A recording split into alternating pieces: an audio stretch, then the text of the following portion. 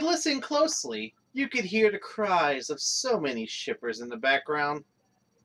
I know, what a great topic for me to be talking about. More romance in My Little Pony, after everyone knows I'm not a big fan of it. But let's get into it. The episode pretty much begins with Big Mac making a big delivery to Starlight Glimmer's old town, and when the CMC decide to pursue him and see what he's doing, we see him spending a lot of time with Sugar Belle, and it's more or less insinuated that he has a massive crush on her. So at one point, basically Big Mac tries to admit his feelings to Sugar Belle, but then this new pony jumps in called Featherbanks, who is impressing her with these one-liners and otherwise. So Big Mac, the CMC, tries so hard to get Sugar Belle to see, like, you know, how much of a great guy he is, until him and Featherbanks end up pissing off Sugar Belle to the point that she doesn't want to be around either of them. Yeah, it's that kind of an episode where we get the idea where both ponies kind of don't realize that, you know, like, they're trying to make her impressed with their, like, actions and some of the stupidest superfluous stuff, but when in reality she really only cares for one of them because of who they are and how much they understand them and yada yada yada. It's an old concept that we've seen done many times over, and it is super predictable how it's gonna go. Now, as I've said multiple times over, predictability is not a bad thing as long as it's interesting, and for what it's worth, this episode is super goofy. Like, goofy to the point that I was enjoying myself. Like, you have at one point Big Mac and Featherbanks just having, like, this massive sing-off. Featherbanks doing, like, generic pop music, Big Mac doing country music, and it just clashes to such an extent that I was just kind of like this the entire time the song was going, just like...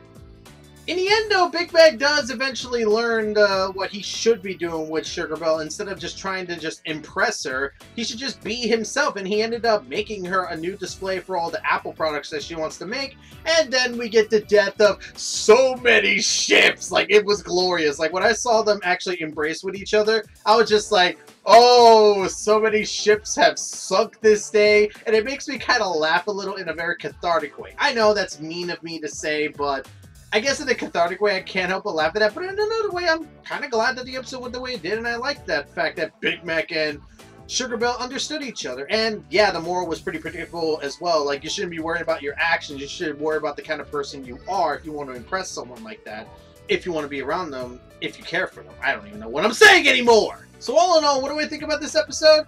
I enjoyed it. I definitely had fun with it. It's goofy. It's very goofy of an episode, and I can definitely see this being cringy to some. I mean, I cringed at some points, but I was able to look past that and enjoy it for its goofy nature because it's about shipping. I mean, it's very hard to do a romantic episode and not either make it cringy or overly romantic. Here, they were able to avoid those potholes and turn it into a goofy episode, but still have a nice message at the end of it. Oh, and apparently I relate with Featherbanks because he pretty much said that when it comes to doing certain things, he's fine, but when it comes to talking to, like, another girl, it's about as scary as being alone. I refuse to be related to Featherbanks. I refuse to relate to that punk one-liner Justin Bieber lookalike. And that's my speed impressions on Hard to Say Anything.